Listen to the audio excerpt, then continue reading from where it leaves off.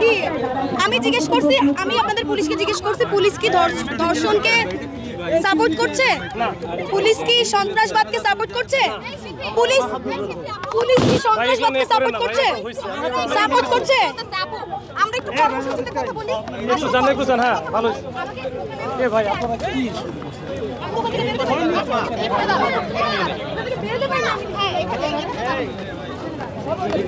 আমরা যেখানে ছিলাম, আমাদের বিগত যে গভর্নমেন্ট ছিল সেও নারী নিরাপত্তা কোনোভাবেই দিতে পারে নাই, এবং আমাদের বর্তমান সেই কোনোভাবেই হচ্ছে নারী নিরাপত্তা দিতে পারছে না।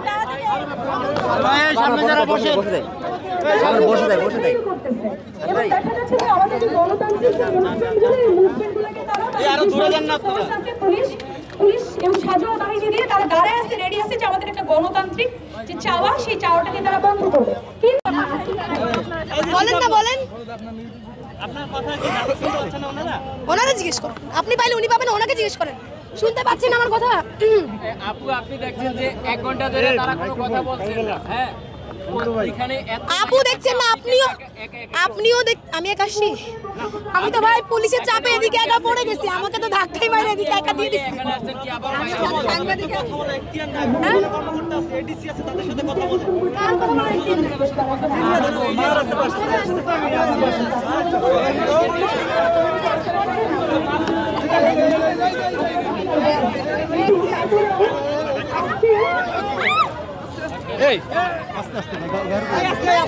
একটু যদি কথা বলতাম, আপনার বাংলাদেশ পুলিশ আমার সাথে কোনো কথা বললো না, শুধুমাত্র আমার সঙ্গে না, সাংবাদিকদের সাথেও কোনো কথা।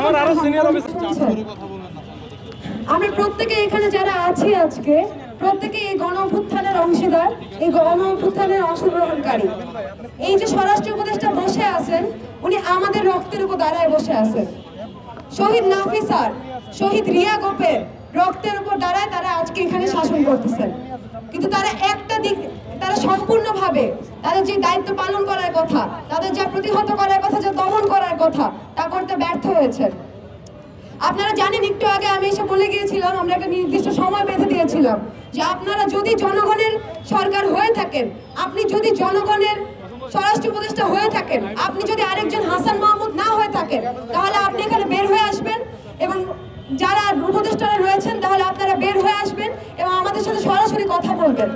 আমরা দেখতে পাচ্ছি, আপনারা দেখতে পাচ্ছেন আমাদের পিছনে পুলিশ ছাড়া, সবুজ রং ছাড়া আর কিচ্ছু নাই।